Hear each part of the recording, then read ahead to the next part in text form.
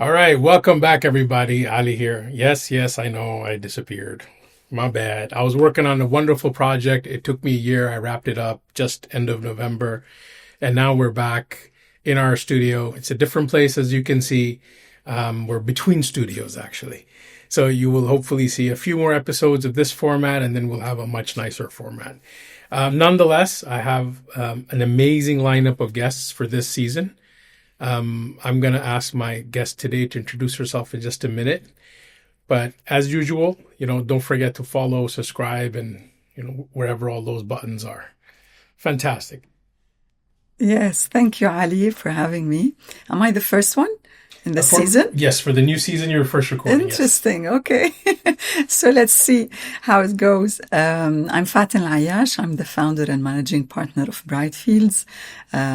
We have offices in Qatar and UAE, Dubai.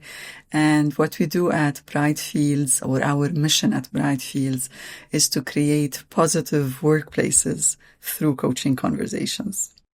That's fantastic. I myself have an ICF certified coach. Have been one for 8 to 10-ish years now. Nice. I did a very interesting pivot about 6 years ago that got me a little bit more lean towards ADHD focused clients. So it's been a wonderful journey. We'll definitely dig more into it. Give me a little bit of your background before you got to where you are today. Where have you been? Yes. Okay. So I started my career as a pharmacist because I've got 2 bachelor's degrees, one in chemistry and one in pharmacy. I worked in pharmaceutical sales at Sanofi for 7 years. And then I went into realizing that that's not what I really want. There was something missing. So I always felt there was a doctor between me and the patient. I'm not making the impact I would like to make. And as a teenager, I don't know how. Don't ask me how, but I wrote once that I want to be an effective member in the society. I didn't know what that means, or what that meant at that time. So I felt there was something missing. I'm not making that impact. I got my 2 kids now. They are 15 and 14. Thank you. So after I got my son, I have a daughter and a son. After I got my son, who was the second child, I took my maternity and I started reflecting on what is it I want to do next in my life. Mm-hmm. And what sparks joy in me. And that's when I realized it is in a training setting. Like at Sanofi, they used to send us to a lot of professional development courses. So I would be all eyes and ears to the trainer. So I was okay, I can be a trainer. So I found a course that had a university. It was the College of North Atlantic in Qatar. It's a Canadian branch campus in Qatar. And they had evening classes. So I would be putting the kids to sleep and go to these evening classes. And I did my first module was in L&D because I wanted to learn how to be a trainer. And then they said, Faten, if you take the whole 10 modules, you will get a certificate in HR. I was okay, I want anything to add to to change from my CV, because all my CV is pure technical, it's pure, So I did that, and then I did my CIPD in learning and development, and I became a freelance trainer. A certified trainer, freelance first at Qatar University. And as you notice, I keep on bringing Qatar because that's where I lived for 16 years before moving to Dubai almost 4 years ago. And there I went into training and then went into career development services at the universities, at Qatar University and Carnegie Mellon University. And that was amazing shift. And that when I felt I was making an impact, I'm being that effective member because I'm helping someone get into the real world. And there I got my, master's in positive psychology and coaching psychology and my coaching certification from ICF, and growing on that field right now, applying to my MCC very soon, hopefully, to the master certified coach. Yeah. Wow. Congratulations on all the accomplishments. But I think more so, I really appreciate you sharing the journey. A lot of people who, start out life, they, get done with college, they find a job, and then all of a sudden they find themselves in a career path that is not their own, but has been dictated by people around them. Exactly. And they never pause to reflect, to come back and say, is this really what I want? Is this the impact that I want to create? Is this the legacy I want to leave behind? So I'm really glad to hear that you got that opportunity and then you made that pivot and you made that shift. Wonderful. That's absolutely wonderful. Now tell me more about this wonderful organization that you've created. Brightfields. So Brightfields came as a calling, if you want, because I was Carnegie Mellon is an amazing place. The environment, the work culture, everything in it felt really good. Salary wise, benefits wise, everything was wonderful. And at the same time, I felt like coaching is my calling. And to me, there's nothing more gratifying in this world than seeing someone believe in themselves again, because life crushes us. Yes. And nothing more gratifying. I can't put it in any other words than seeing that. So I was like, I found my calling. I want to do this to the rest of my life. I really believe that the future is coaching, and I want to just do that. So I took that leap of faith and I primed myself. Like I really worked on doing that, because it's not easy, staying in your comfort zone when the salary is there, the benefits are there, is, appealing. Mm-hmm. So I had to work on myself with my coach a lot to prime myself and say, I can do it. And that's what I did. I started Brightfields and we're expanding. There's real need. The future is coaching. And more people are realizing the importance of having a coach in their life.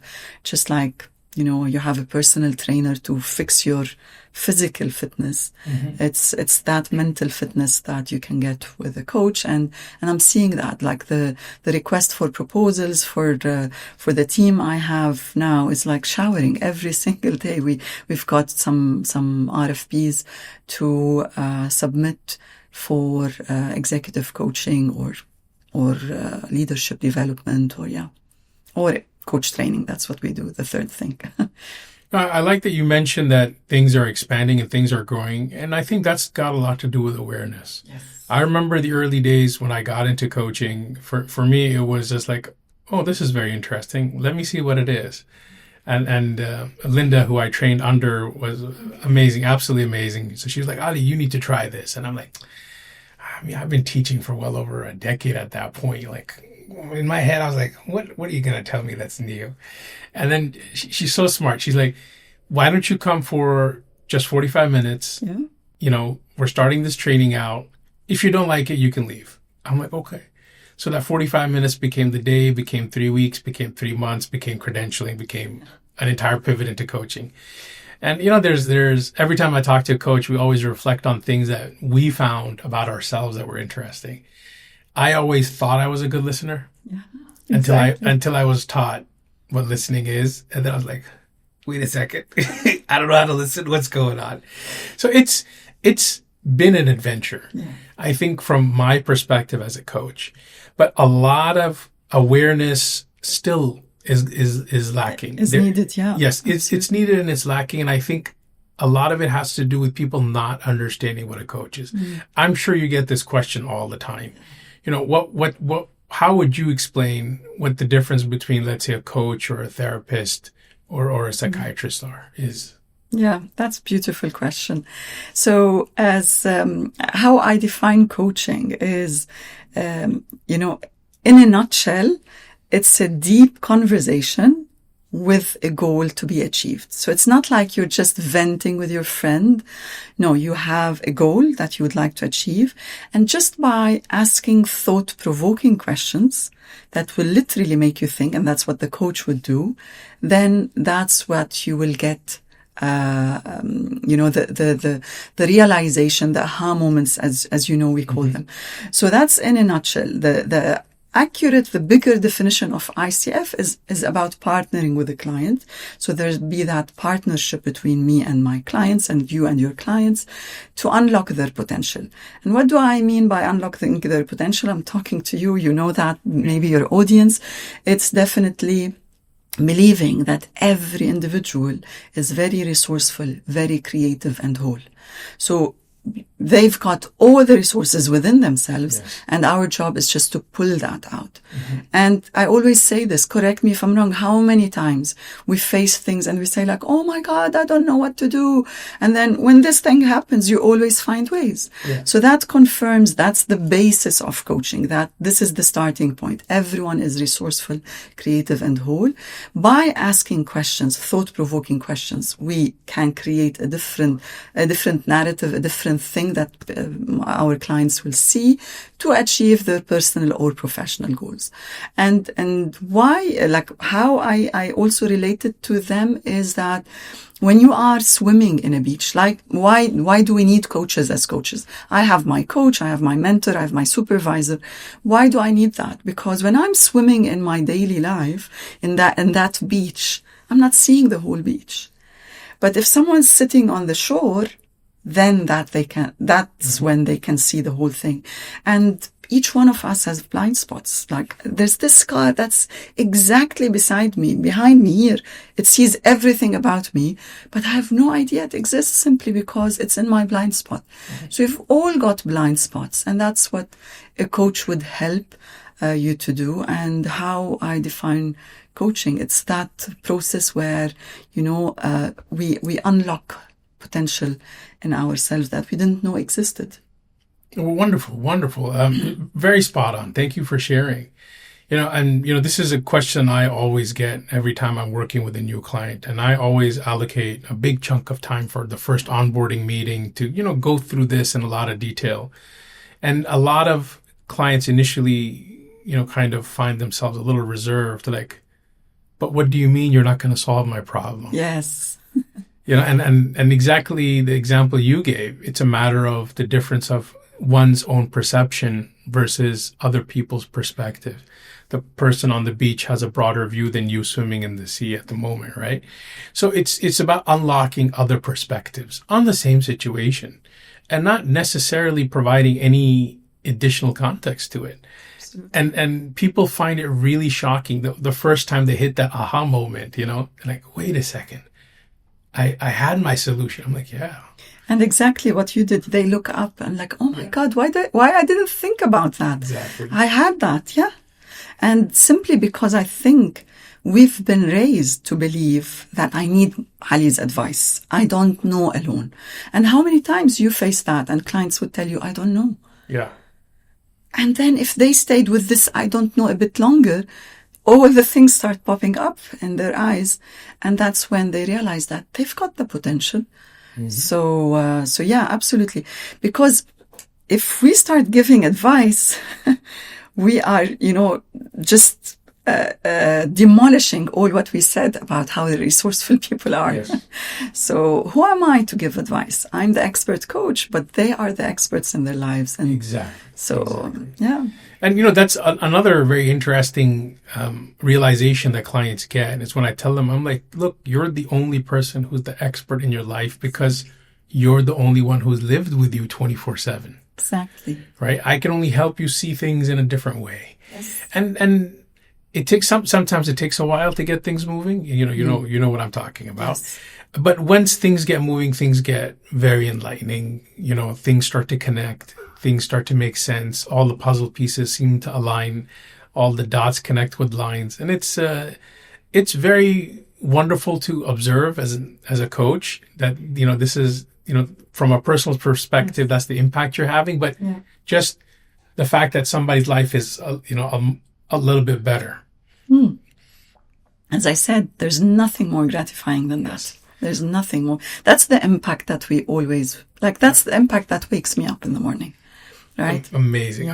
No, I hear you 100% on this. And, everything you said, I kind of already know because, again, yes, all the coaches know what we're talking about. But this is great for people who have not experienced coaching.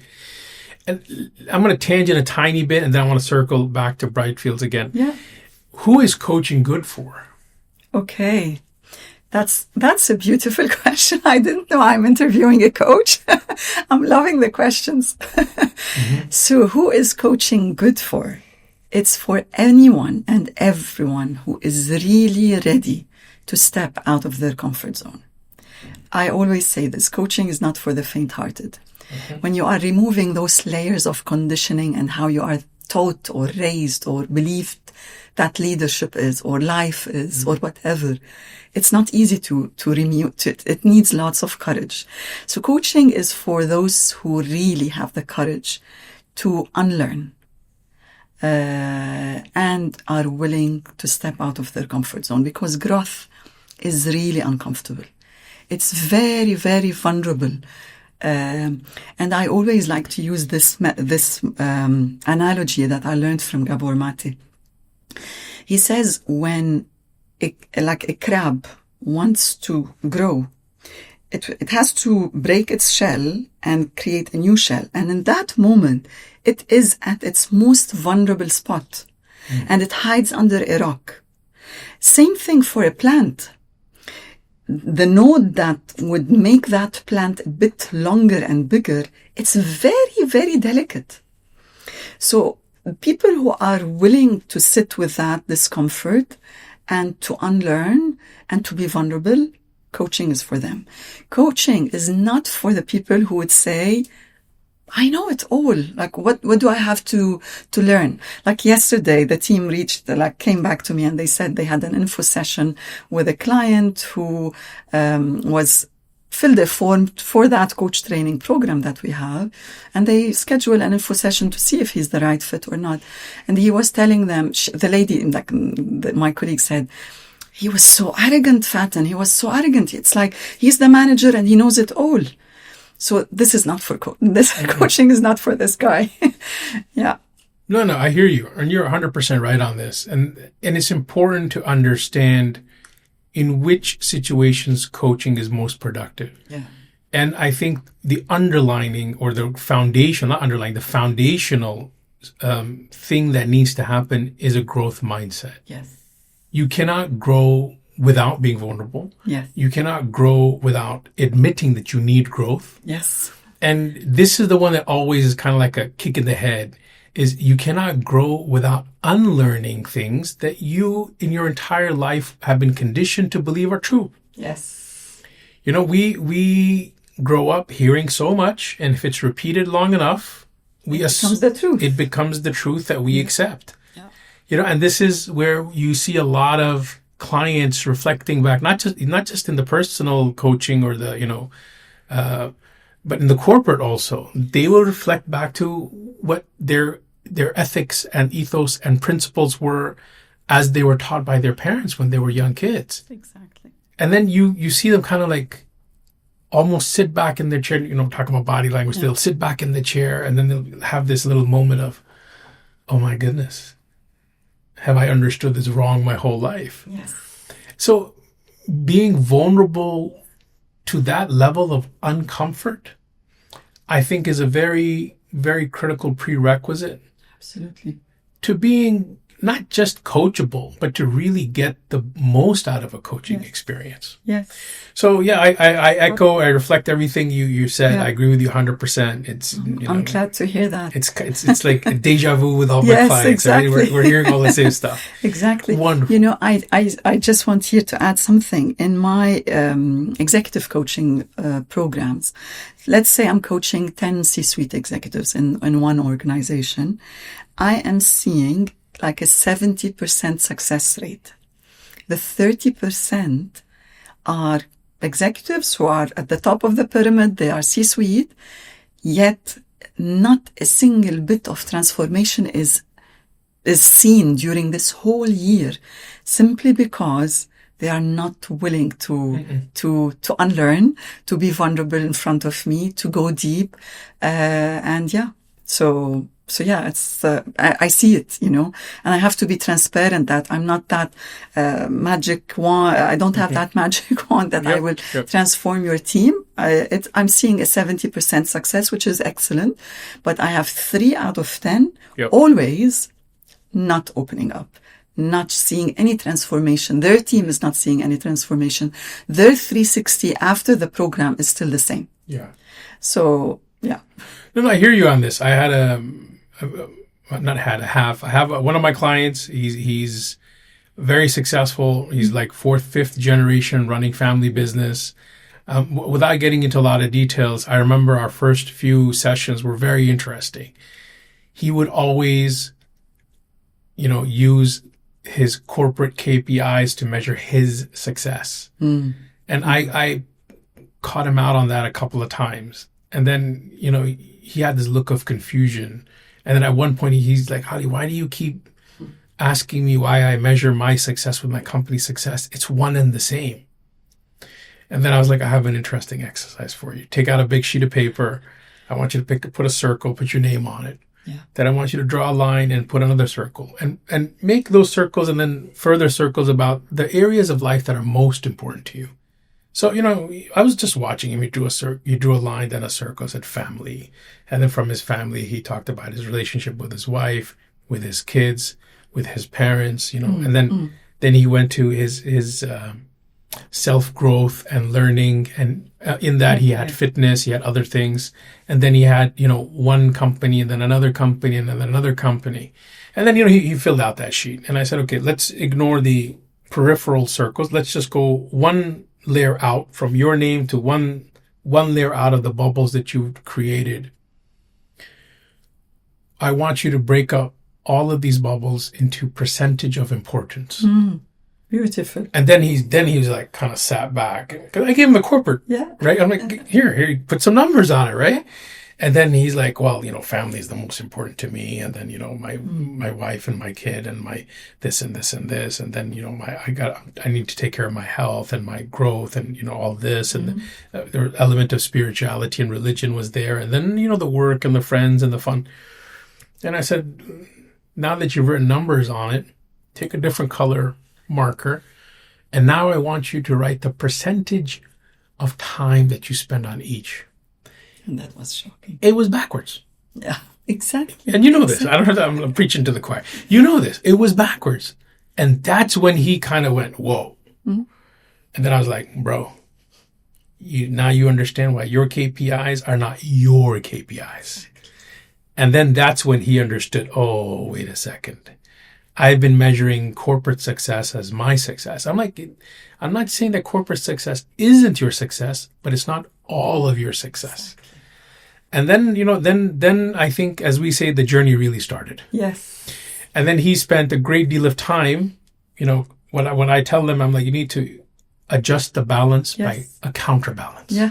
Recalibrate. So I remember a few more weeks in, we got on a call and he's just laughing. And I'm like, what's going on? Everything all right? He's like, man, I don't even know where to begin. I'm like, tell me what happened. He goes, my little alarm went off. He's also ADHD, so he had like 3 alarms, so he doesn't miss our meeting. He goes, my first alarm went off, and then my wife jumped.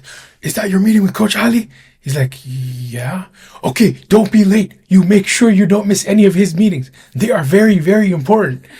And then he just looked at her. He's like, this is the first time in our 20-some years of marriage you told me to make sure I attend a meeting. What's going on? And she goes, I don't know what he said to you, but this is the first time I'm seeing in 20 years our marriage graph improving and the graph turning upwards. The line is turning upwards rather than going downwards. And he goes, man, my wife loves you. I'm like, thank you very much. I'm like, as much as I would like to take credit, I was like, all jokes aside, I'm like, dude, it's your hard work. You're the one who took that risk. You're the one who was vulnerable. You're the one who decided to unlearn and then learn. And then step into the space that should have been your space to begin with. So there's a lot, I think, that we can continue to unpack about the value that coaching brings and the impact that it creates. But circling back to the question I actually had, which was who is coaching for? And I like how you didn't say it's for this age group or this gender or this executive or this personal. It's for everybody who's ready. Yes. I like it. I've noticed you brought in a little book. Yeah. Are you bringing me homework? I'm No, usually no. the one giving homework. What's going on?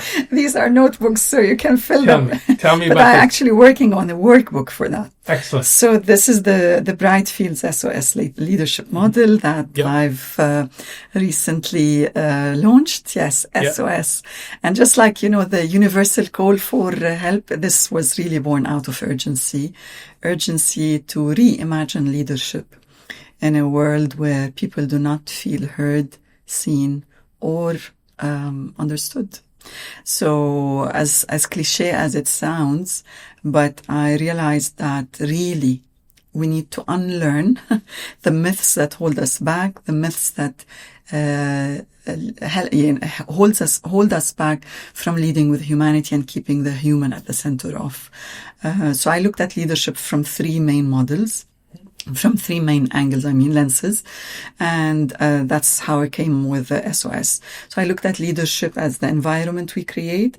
I looked at the self we lead and the people we touch. So, and each one of each word from this, each letter from this acronym stands for a different lens. So the safety is the environment. Psychological safety now is a buzzword. It's in every leadership program, every HR conversation. Keep on hearing about psychological safety. And I always question, double click on really, are you really creating psychological safe workplaces? Because what I learned from a nervous system point of view, from Stephen Porges, the polyvagal theory, is that safety is not the absence of threat. Safety is the presence of connection. So are you really connecting with the people? Because in the office, there are no threats. We're not in a war zone. The cables, I think if a health and safety professional comes to this room, they will be crying because there might be some workplace injuries because of the wires or something like that. And again, thank you for creating that space. Yeah. But from in organizations, they make sure that all wires are plugged. We're safe. We're not in a war zone. There's security in the entrance of the building, all of that. Yet people are feeling safe? No. Because the answer is the threat is not physical. The threat is emotional. That fear of failure, that fear of judgment. And this fear is making sure that all our great ideas are silenced and thus located in the graveyard. Mm-hmm. How many times I hear it, and I'm sure you hear it a lot in your coaching sessions, that I've had a great idea and I didn't share it. And then a few years down the line, they're using exactly the same thing that I had in my head. Right? So this fear is because of not feeling safe. Mm-hmm. So if you want to connect, it's not like a slogan or a policy. It's that culture. And it comes in, we can create safety through connection in moments when a leader actually really looks at the person behind the role. When a leader actually learns how to listen. You thought you knew how to listen. I thought I was a good listener until I realized that I have a lot to do. And that's what I've been learning through coaching, right? So when a leader listens instead of dismisses, how many times we hear that from leaders? I don't have time for that, Faten. Right? Seriously, when you get them back every single time coming back to you, you have time for that, but you don't have time to really listen and look at what the real core issue is. That's really sad. Or when a leader, for example, responds to bad news with a curiosity versus a blaming. The blame culture is massive. Why I say Brightfields is on our mission to create positive workplaces, because the toxicity is really massive. So that's how we create safety, which is the first S. To expand onto what you talked about, safety, this is a massive issue in corporate. Yes. And not just from the perspective of the individual, but from the perspective of the organization. So, I do a lot of consultancy and advisory also. And I've walked into countless organizations where they're preaching innovation. Mm-hmm. And I walk in and I'm like, okay, let me show what you got. Oh, we are very pro innovation. We like innovation. Here's a poster that says innovation. Here's our emailer that we send out to our staff to be innovative. I'm like, what's your policy on failure? Huh? What do you mean? I'm like, how many people have failed? What do you mean? I'm like, if you, and not just you as that organization, but anyone claims that they have been innovative and they have not experienced failure, they haven't been innovative. 100%. Which by definition means that unless you allow for failure, unless you allow for a space, a safe space, Yes. for that failure, you will never experience innovation in Exactly. any organization at any level. 100%. Because They won't innovation share is the idea. fungible as well. Exactly. They won't share the idea. No? Because they'll be worried that, let alone them being talked down to, they'll be like, if the idea doesn't work, Failed. will I even have a job tomorrow? Exactly. And if you look at organizations that have successful innovation, you really look at what they're doing, they're not promoting innovation. They're not marketing innovation. They're creating an environment where they have allowance for failure, where it's acceptable. It's not frowned upon. You're not looked down upon. You're not in trouble. You're not getting fired. You're not getting a demotion. And we're seeing a lot of, even in UAE, a lot of governmental level organizations adapting this. Yeah. They're like, listen, if you have a brilliant idea, take 2 months from your job. We will hold your position. We will give you a little bit of money. Try it. Yes. If it works, excellent. If it doesn't work, no problem. Go back to your job, continue as you That's how were, we learn. and then come back again. Yes. Wait, what do you mean? If it doesn't work, I'm not burned for life. I can still come back and try again? Yes, try as much as you Yes. like. So without creating that space, and again, when you and I like how the first one is safety, because I was Yes. like, brilliant. Because without creating that safe space, and safe space, as you said, 100%, I agree with you. It's not about the absence of negative. Yes. It needs to be the presence of positive. Yes. Neutral is not safe. Yes, exactly. Exactly. And if we really are talking about innovation, it's always about failure and celebrating those mistakes. Exactly. Because even us as individuals, forget about the corporates, we learn the most from our mistakes. Of course. Like, why don't we need to celebrate our mistakes then? So, yeah, that's the first lens, which is, and I'm glad that it's resonating a lot Excellent. with you. Yeah. Excellent. Yeah. The second is ownership. And also it's one of my favorite things, which is, again, the myth that we need to unlearn is that leadership is about controlling the triggers. And the truth is leadership is about taking ownership of what's within us. Why I'm saying that? Because the trigger would never work unless it finds something inside us to hook onto. And we will never get triggered if someone says something that doesn't mean anything. But if it means like something, that's when we will get triggered. So the importance of taking that ownership of what's within us, because we've been told that great leaders, stay calm under pressure. They are not triggered. They don't show emotions. No, this is a recipe for burnout. This is a recipe for suicidal attempts or suicide or, So taking ownership. And I tell them, if you look at any trigger, any weapon and the percentage of the trigger compared to this whole weapon, the trigger is tiny. Yeah. Yet we spend all our life saying what he said and what she did and what he triggered me and what they did, and not looking and taking that U-turn and looking, taking ownership of what's within. So the example, also I learned from Gabor Mate. I'm a big fan, and I did his course, Compassionate Inquiry, almost a year and a half ago. So he said, he talks about a green bush, and I tweaked it a bit and said, if I tell you now, Ali, that, not Ali, I'll tell anyone that you have green hair. And wholeheartedly, you don't have green hair. You will not be triggered. You will say, this woman maybe needs a certain set of glasses, or she's crazy, or you will never be triggered.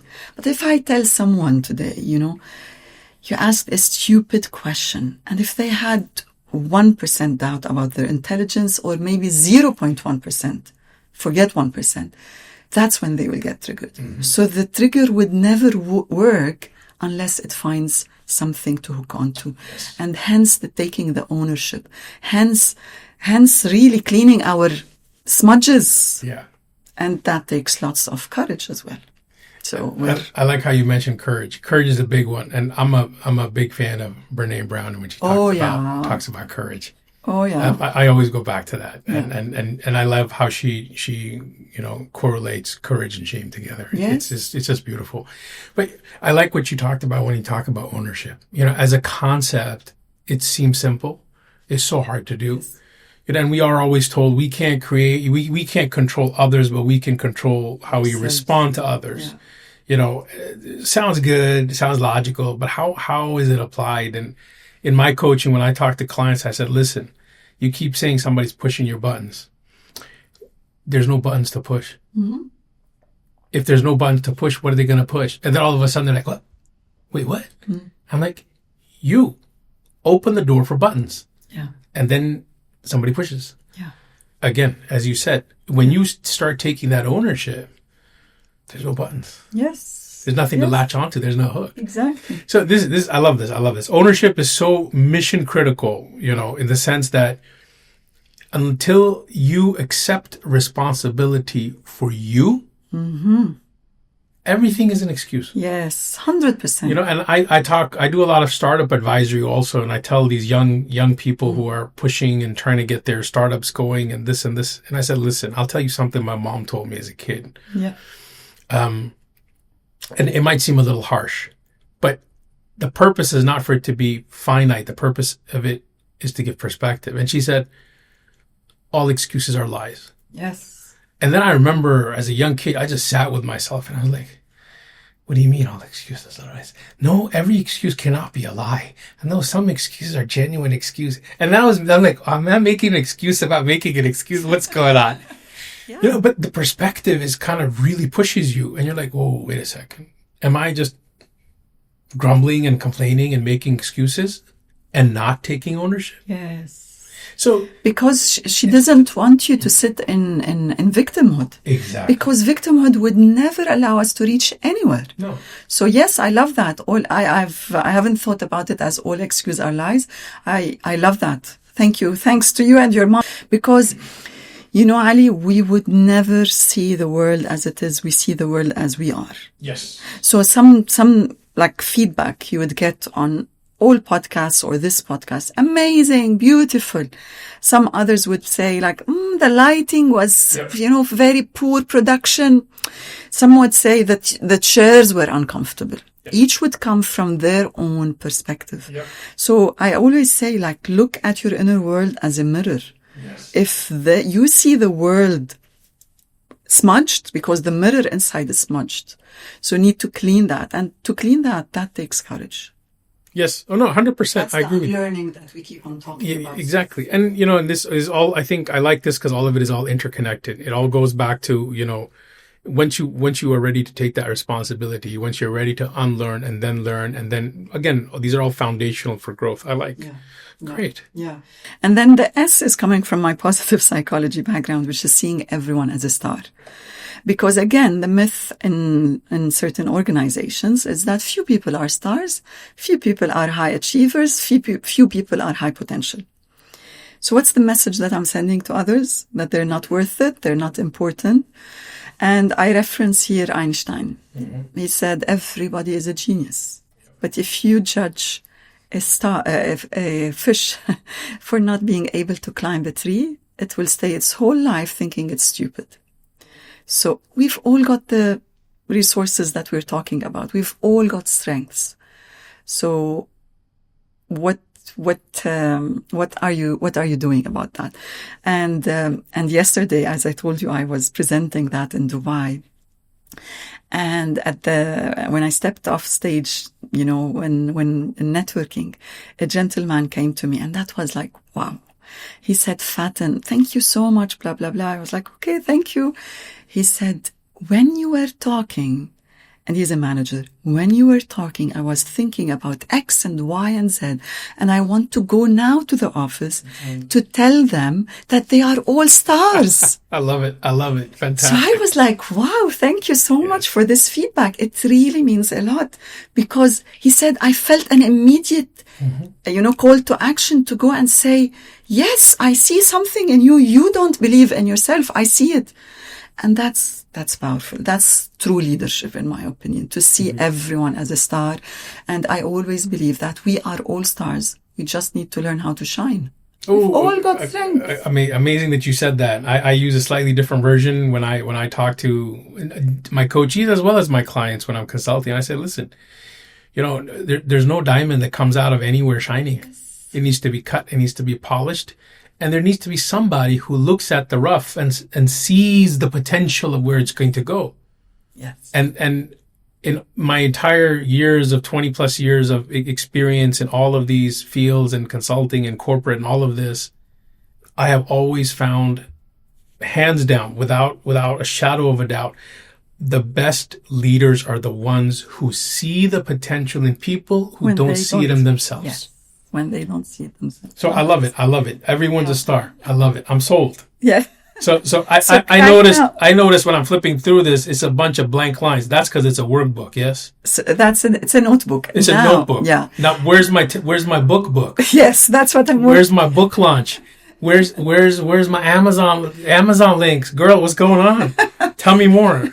No. Yes. So as I said, I just launched it last month, and I again wasn't expecting this traction, because when you do things, you think that everyone knows them. Mm-hmm. So when I was sharing that last month in November and yesterday, I realized, actually, I started working on it just after the November speech, but I started working on a workbook with activities, with certain applications where anyone who got hands on that workbook, they can go and start work on them, whether HR leaders, whether any individual, on how to work and do that SOS and live and wear that SOS, because really it is bad. And this is the mental health awareness podcast, right? Yep. Mental health is down the rabbit hole. Oh, yeah. How, I was in a training room. I was having a workshop in one of the banks, and what I heard was ouch. One of the guys, who is in anti-money laundering department, had just lost his colleague for a heart attack, and he himself stayed in coma for 5 days. Oh, goodness. Because of how stressful and tense the job is. So I was like, and he's a young man, and he was like tearing up when he took me aside in the break time to tell me the story. And he said, I want to live. My kids need me. My kids are still so young. So what I can do about it? Yeah. I have goosebumps now talking about it, because it was like, ouch. Seeing one who sits just beside you on the desk lose his life, mm-hmm.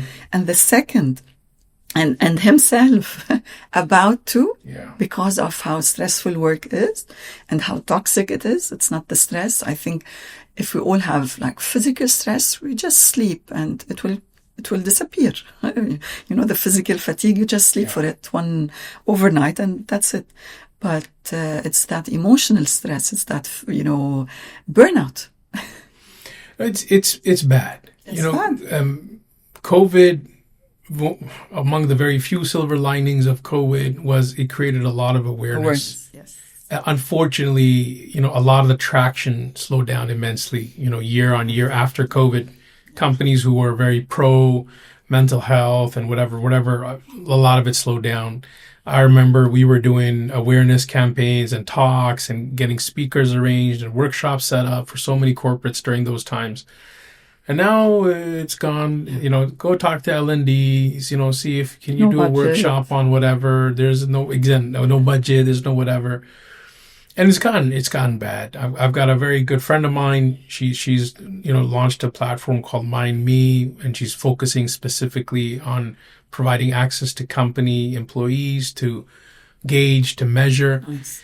But if nobody's going to look at it, nobody's going to talk about it, and if everybody's going to ignore it, people suffer in silence. The two things that I learned in 6+ years of running Mental Health AE as a platform, and of all the various things that we've done and thousands of people I've spoken to, is that there's huge stigma, and there is loneliness and suffering. Yes. Everybody feels they're alone. And this is again, I know it says leadership on the cover of your Yes. notebook, but higher the leadership, the more the loneliness. Yes.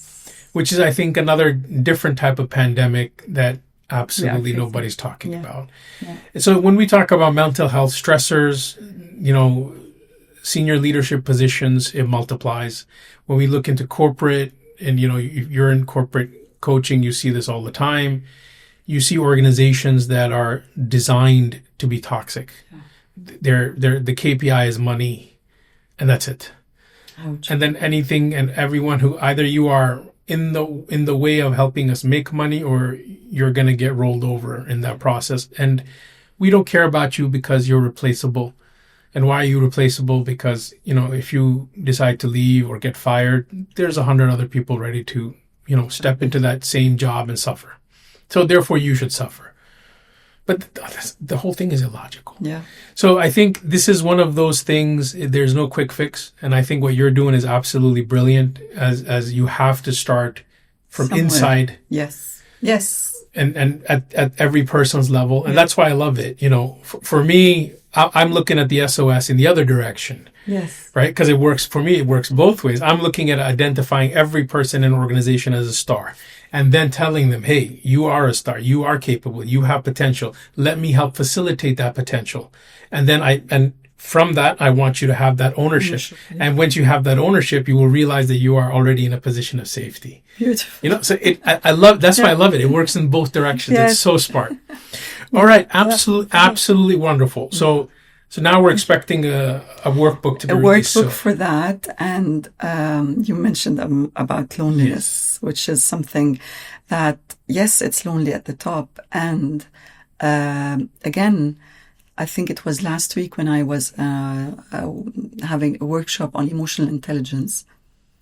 And a gentleman comes to me in break time to tell me, Faten, I'm surprised. What I thought I was going through, because it's like a public course. They don't know each other. It's like everyone is going through the same thing. And that's how lonely it is. Yes. We think we are alone facing these issues. So it's, yes, super lonely at the top. And each one of us thinks that, I'm facing that. No one else is. So why would I go and even share this with a coach? Yeah. So yeah, and I'm working, as I shared earlier, that this is something that the SOS came as a tangent because I'm working on my loneliness in leadership book. Fantastic. I don't have the exact title yet because titles change. Yeah. But that's the main essence, to talk about loneliness in leadership, because I see it just like you every single day with my clients. Mostly I coach senior executives, as you do. So lots of loneliness in taking decisions, lots of loneliness with their spouses, where they spend, as your client, the opposite amount at work versus family. So they come back to lonely houses. Yes. So, look, I took a deep breath, because it's really lonely. So that's something I would like to shed light on, and maybe later on when I have it ready, come to you to talk about. No, definitely, it's a massive problem. And like I said, in all of the 100+ meetups and events that we've done, the two things were this stigma and the amount of loneliness every person feels because they think they're the only one suffering and nobody else is. I remember this was very early on, 4 or 5-ish, some years ago. We had organized a meetup, and nothing in particular, no subject heading, no topic. It's just a mental health wellness meetup. Hey guys, it's a safe space. Share if you want. If you don't want, just sit and listen. That's literally it. That's our instructions. that was our instructions. And I was sitting there, and then this one young person, early 20s, was talking about how, things are going a little bit hard, a little bit difficult, and mentioned, because of my ADHD and this and that. And then somebody else across the, oh, I'm also ADHD. And then they leaned over the table and gave each other a high five. And I was like, This is exactly what we need. Exactly. The more people talk, the more people, they'll realize they're not alone. They swap contact info. Yes. Now they have somebody they can, body double with. They have somebody they can reach out to. They can, so the isolation is like the absolute worst thing that could happen. On top of all of this, the isolation just buries you. It's really bad. So I know we're running out of time. I think I want to wrap up with a couple of interesting things. The first thing, I'm giving a shout out to Soumya and Grace at Bookends. They are the largest used book platform in the country. I need a sponsor. So the reason I bring this up is very soon, Faten is going to have a workbook as well as a book that's going to be coming out. We're going to be hosting her at Bookends for her book launch, inshallah, soon. So you see me kind of lining it up and plugging in everybody. I like that. Yes. Yes, thank you. All right. This was absolutely wonderful having you. We definitely need to have a follow-up. I would definitely like to drill more into the SOS model. I think this is absolutely brilliant. I love the perspective that you have on this. This really kind of brings together all of my experience also. So, when you were explaining, I was like, oh, yes, yes. Everything's kind of like started clicking. Yes. And I was like, this is wonderful. Yes. Well, thank you. Thank you so much for having me. I really enjoyed my conversation with you. I didn't know that you're a coach. I don't know if we shared that earlier when we had I don't think so. We're just so busy talking about so much stuff. Exactly. So thank you for doing the work you do, because I really believe that the world needs more coaches. For sure. Coaches. Oh, yeah. Coaches, another discussion we need to have. Exactly. Oh, coaches need coaches. Yes. Sometimes, not sometimes, a lot of times it gets heavy. Yes. It gets heavy. Absolutely. So thank you so much, Ali. Thank you. Thank you for being here. Absolutely wonderful. Thank you.